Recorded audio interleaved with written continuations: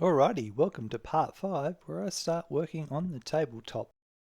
The instructions tell me I need to glue some plywood and hardboard together and laminate it. I was on Facebook the other day and there was a post showing these piles of free offcuts from a cabinet maker, and I spotted these two pieces of MDF already laminated and they were just the size I was looking for. So I'm going to glue these two pieces together, cut them to size, and I'll glue some timber around the edges to seal the MDF. I know that gluing two laminated surfaces is not ideal, and I don't have a good big flat surface to keep the two pieces level while the glue dries, so I'm also going to screw the pieces together from underneath. The big sheet still has a plastic protective coating on it, so I'll use that as the top surface. Before I glue the two pieces together, I'm going to mark out the locations of the legs and where the insert hole will be located. Once I've done all of this, then I'll know exactly where I can place the screws. Now that I have the screw locations identified, I'm almost ready to glue the two pieces of MDF together. However, first I'm going to pre-drill the holes for the screws. I'll put the top piece face down first, followed by the bottom piece, and then clamp them together. I picked a drill bit that is the thickness of the screw shank, and the depth is limited by the jaws of the drill. I'll then drill all the holes I've marked out, taking my time as on more than one occasion I've snapped off small drill bits in wood before. Next up, I remove the top piece and place the bottom piece back down on the table on some spacer blocks and proceed to re-drill the holes using a drill bit that is the overall width of the screw, as the thread does not need to penetrate the bottom piece and I want to make sure the top piece is firmly pulled, holding it flat in place.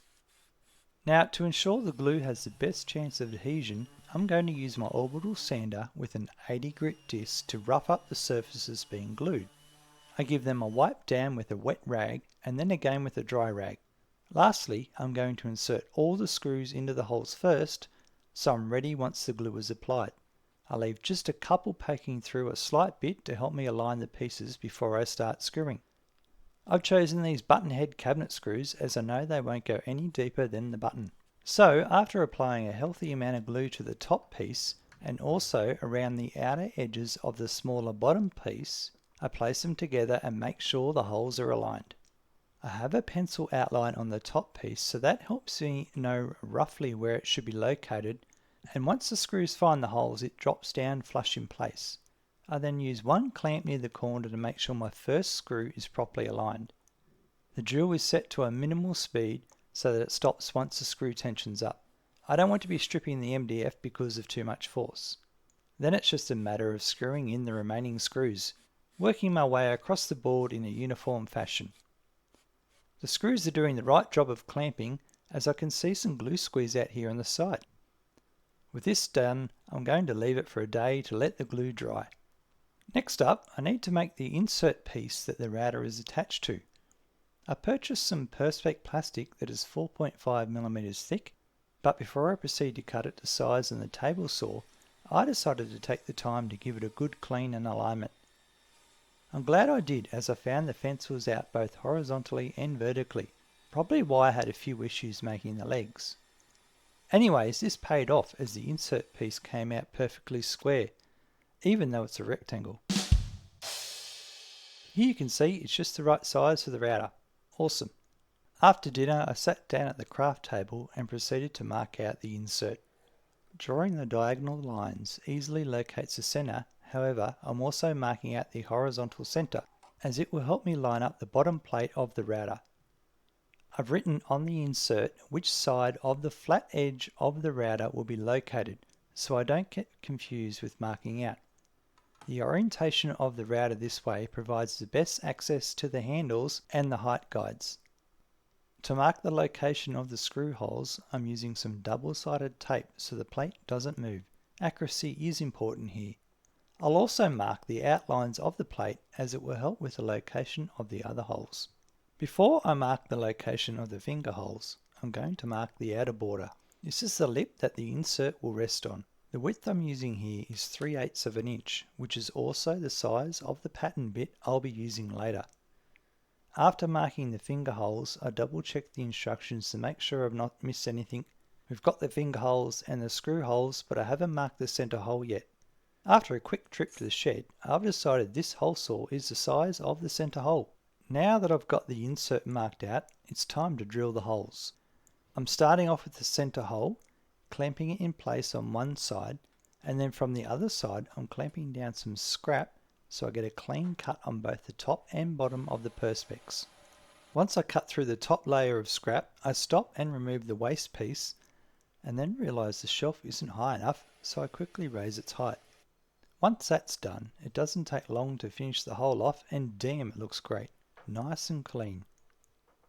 I then repeat the process with the finger holes. Once again, they are coming out nice and clean. Finally is the 4 screw holes for the router plate, and then I'm done with the major holes. These holes need to be countersunk, so I'm going to do this with my hand drill. It takes a bit longer than an electric drill, but I don't want to overdo the depth. I'm really happy how this has come up. It's looking quite nice so far. I need to round off the corners of the insert to match the size of the pattern bit, which is 3/8 of an inch. I'm going to mark this using this sizing template first. Then, using my oscillating belt sander, I round the corners off, followed by a quick tidy up using a hand file.